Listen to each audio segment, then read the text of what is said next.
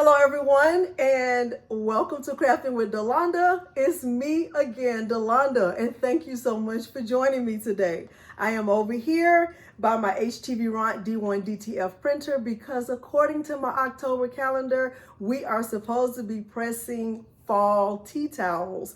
And so these are the flower sack towels that I purchased in a 5-pack from Walmart. I'm only going to be pressing one, but I do want to talk a little bit about the software that comes along with the HTVRONT D1 DTF printer before we do any of that. So about 15 minutes or so of this tutorial will be just in the RIIN software. I'll be answering a few of the questions that I've seen on previous videos regarding the HTVRONT D1 DTF printer. And I'm not an expert by no means on how to use the software. There are a few things that I know how to do.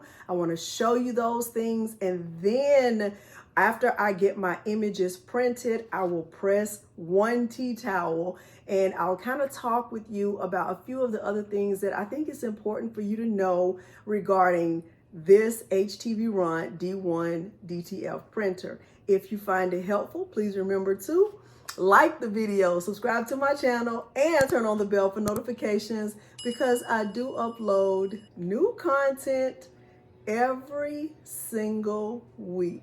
Now, without further ado, let's go into the RIIN software and see what I can do to help you.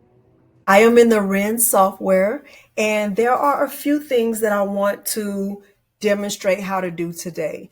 I am going to print an image and I am going to press my tea towels, but I definitely want to just show a few things inside of the software first. So I'm in the RIIN software. This part of the software is for printing. I do not use this software for designing of any kind. Normally, if I'm in here, it is because I already know the image that I'm going to print. I'm not trying to edit the image by making it, have different colors or anything like that. Typically, I only use this software to print. So let's just look at it just for a little bit so I can show you my settings and you can see them, up close and kind of duplicate them if you have questions related to any of these settings that I'm going to show. First, let's look at the size of my canvas. This piece of paper basically right here is considered as the canvas. So if I go right here and I click on the RIIN icon and I click on canvas setting, my canvas settings are set to a width of 13 inches. It lets me know the printer is 23.62 inches wide and I have the height set at 20 inches. Right here, all of these are set to 0 and they are still on inches. Right here where it says origin left upper, that means that whenever I bring an image in, whenever I click on this import option to bring in an image, this is where it will go. So right now mine is set to left upper. That means if I bring an image in from Creative Fabrica or Design Bundles or my desktop or wherever I have the image saved, it's going to come in and go right to the left upper corner. I also have the option of left lower, right upper, or right lower. I'm going to keep mine on left upper. If your units of measurement are not set to inches, but you want them to be, you would have to click right here on this drop down. You might have yours set on millimeters and it might look something like this. This was not very helpful for me because I don't typically use this unit of measurement. I like to use inches. Okay, so this is how mine is set. If you want to replicate it, I'm going to click OK.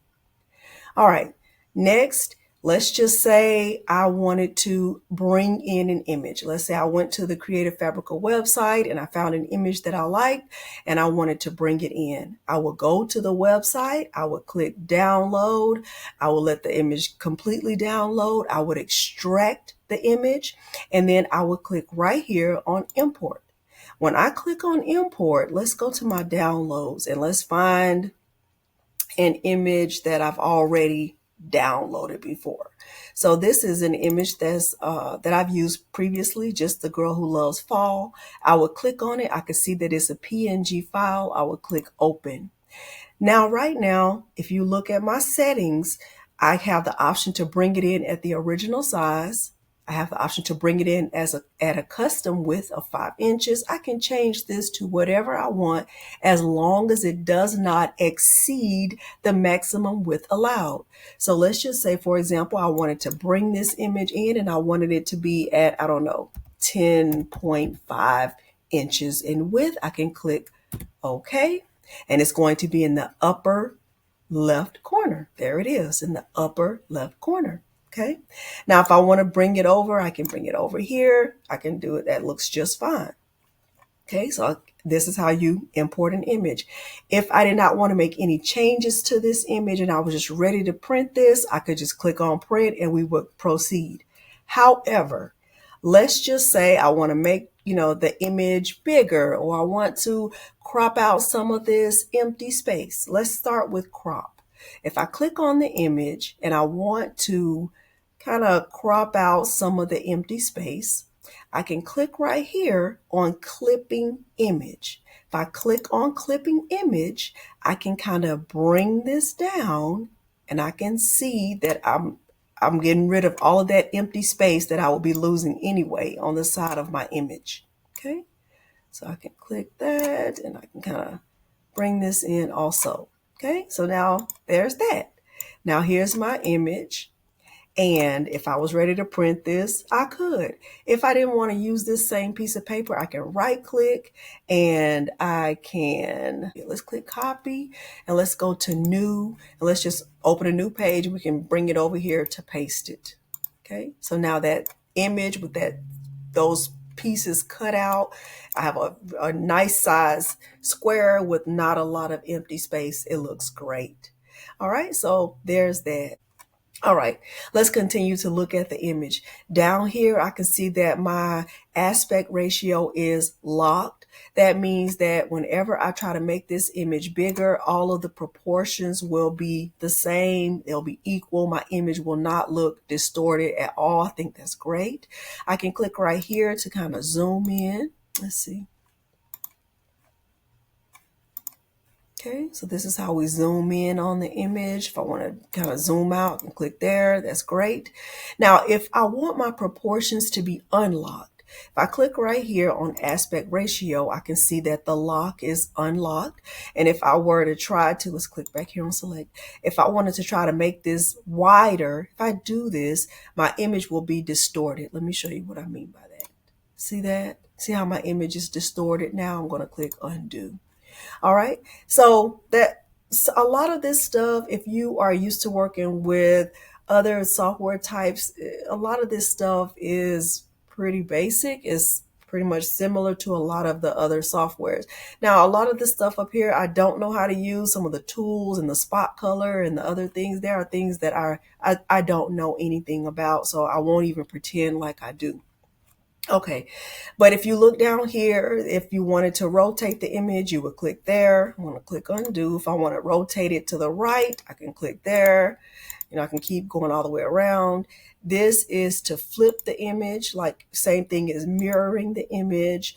Let's see what this is, to center it horizontally.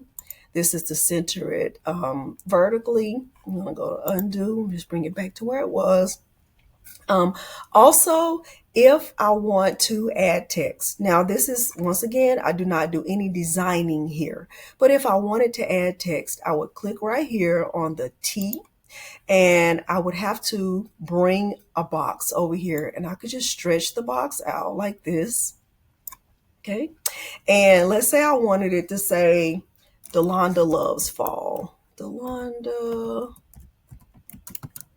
loves fall, like that. Okay, and let's say I wanted to change the font. All of these fonts are fonts that are either installed on my computer or they were included with the RIIN software. Some of these I recognize because I use them all the time, and some of them I haven't ever seen before ever. So it just depends. Like Have Fun Sunday Swash. I don't know what that one is, but let's just see. Have Fun Sunday. And then it gives you these various sizes. I have not found a way to change the sizes from millimeters to inches. And, I'm not really familiar with how to do that, but that's fine. Let's click on 9.17.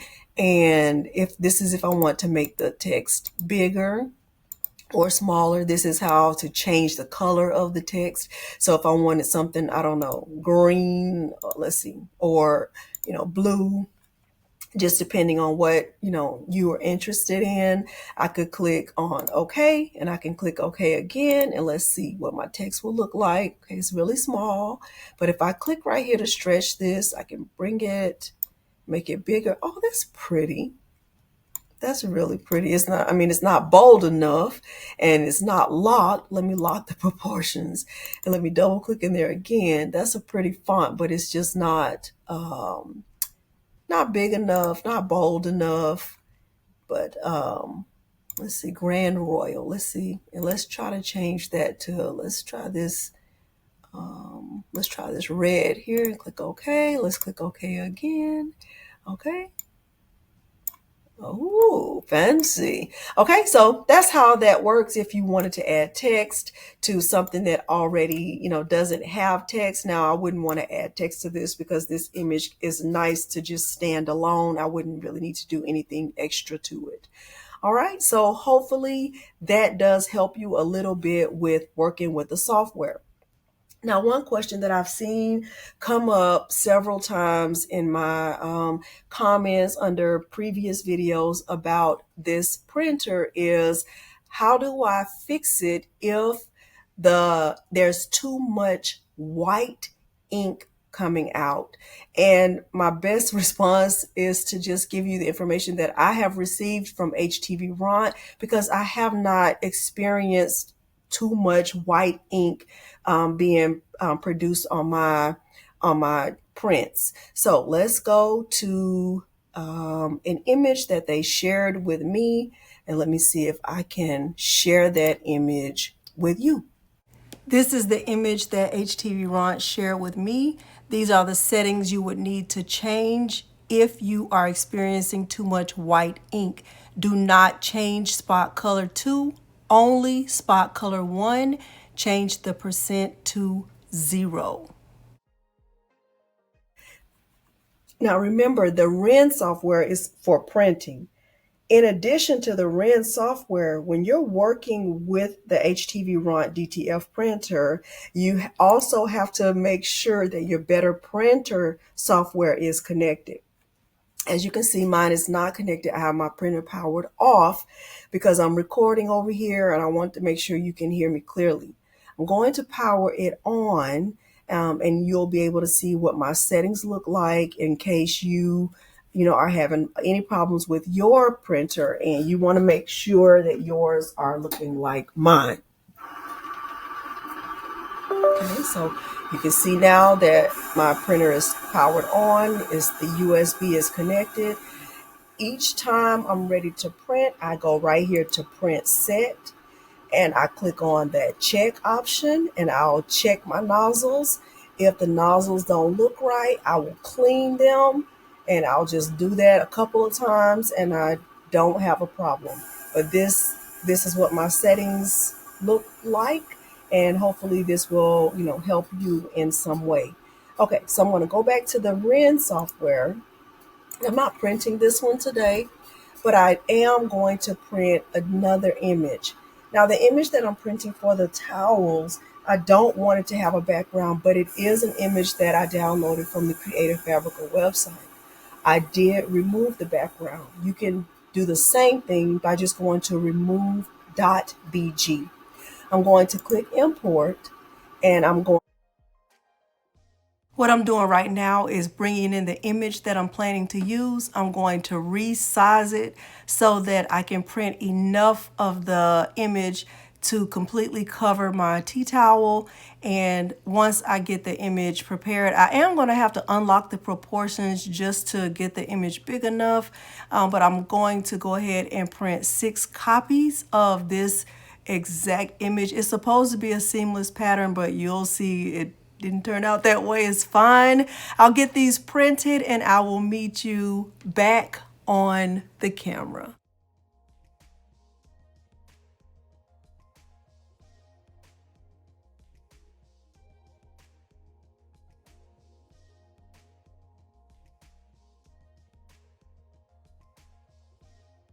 Now, in true Delonda fashion, whenever I get ready to record, somebody somewhere in my neighborhood is going to cut their grass. So please bear with me. Hopefully you can hear me just fine as I am recording.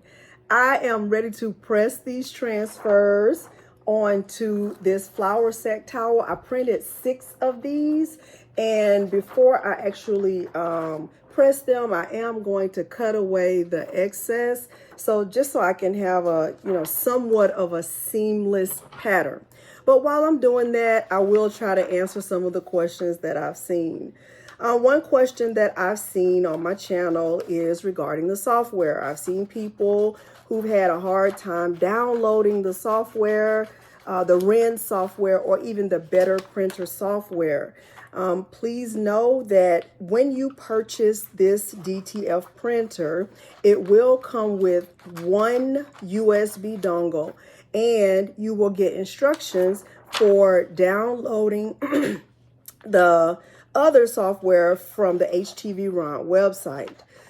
The software, the USB dongle that comes along with the printer must always be inserted in the printer. I never take mine out.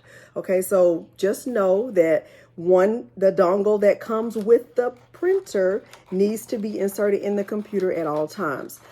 The other software that has to be downloaded from the HTVRONT website, you will need to turn off the security settings on your computer in order to download that software, because you might get a notification that says that the software seems dangerous or something like that. You'll have to turn off the security settings in order to get that one downloaded, because you need 2 softwares. The RIIN software is where you will print from, and the Better Printer software is what controls the printer. So basically, one software controls the printer while the other software controls the computer or your printer. Okay, the printing preferences and things like that. All right, so that's one question. Another question that I've seen is about the white ink. Hopefully I was able to answer that question while I was in the software. I haven't had that experience. So hopefully that was able to help you. I will leave a link to the HTVRONT user manual below this video, so you can download the user manual, print it out. You'll be able to refer to it as needed, and hopefully that will help you. HTVRONT also has a YouTube channel. They have customer service support. Now, once again, HTVRONT is located in China. So when you reach out to them, please don't expect to get assistance immediately, because they are 12 hours ahead of us from wherever you are, especially if you are in the United States. So you just kind of have to be patient with them on that. Now, I know it can be frustrating, especially if you're working on an order and you need to get the order out, and you're on a timeline and you need to get it done. I know it can be frustrating, and all I can do on behalf of them, remember, I don't work for HTVRONT, I work for me, I work for myself. All I can do is apologize on their behalf, but ask you to continue to reach out to them. I will leave their support email also below this video, but you can also, look at their chat feature that's on their website. Another thing I suggest you do if you are in a rut or you are struggling with something is that you join their Facebook group. They do have an official Facebook page, and there are a lot of users there that may be able to help you in the meantime with troubleshooting things that have worked for others that you might not even be aware of. those are the things that I can think of for right now. There aren't a lot of things that, like I said, I haven't had any problems with my printer. They didn't send me a special printer that was just, made for me. I just haven't had any problems with it, maybe because I don't use it very often. I'm not sure. However, let me also say that I have a very kind Facebook group. It's not a place where I provide any one-on-one support. However, if there is someone in the group who has the same printer, they might be able to help you with questions that you have. It would be a place for you to pose your question to see if someone can help you. It's a place if you need to share a picture of the exact problem you're having. You could post a picture in the Facebook group, maybe post a picture of the problem you're having in the software, or the problem you're having with your transfers or the film, or other questions you might have, because it's not really possible for you to share a picture here with me on YouTube. And I really don't offer any one-on-one support via email or messenger or any kind of direct message. However, I am very active in my Facebook group, and 9 times out of 10, if you post a question, I'll see it. But I have a Facebook community, a community of crafters who are willing to help one another. So, all of the responsibility is not on me to help everyone. It's on the community to help one another.